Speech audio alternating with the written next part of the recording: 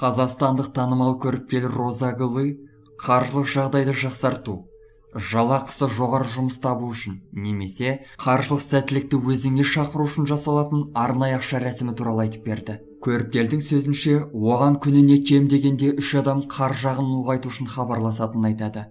Мысалы, қазір ол адамның айлығы 150 мың теңге болса, рәсімнен кейін оның айлығы 200-300 мың, тіпті одан да көп болады дейді. Сондай-ақ, рәсімнен кейін жұмысқа орналасып, қаржылық сәттілікке қол жеткізуге болады дейді. Рәсімді өткізуге ешқандай кедергі, шектеулер жоқ дейді. Көріпкелдің айтуынша, бұл рәсімді ай толып келе жатқанда немесе қарапайым күндері күн шыққанша жасау керек екен. Рәсімді жасауға 7 жасыл түсті балауыз шам, яғни свеча. Рәсім жасалатын адамның суреті, сондай-ақ жусан шөбі қажет. Ең бастысы, мұның бәрін күн шықпай тұрып жасау қажет.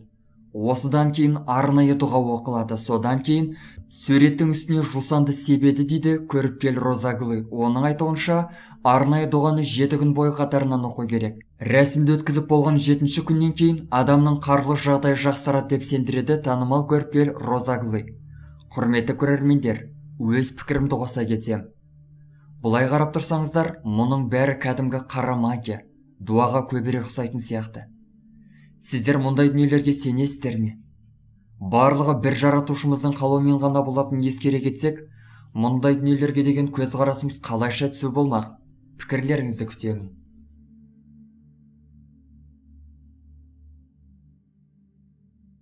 Достар, біздің каналға жазылып, лайк басуды ұмытпаңыздар. Келесі шығарылымдар тек қана сіздер үшін.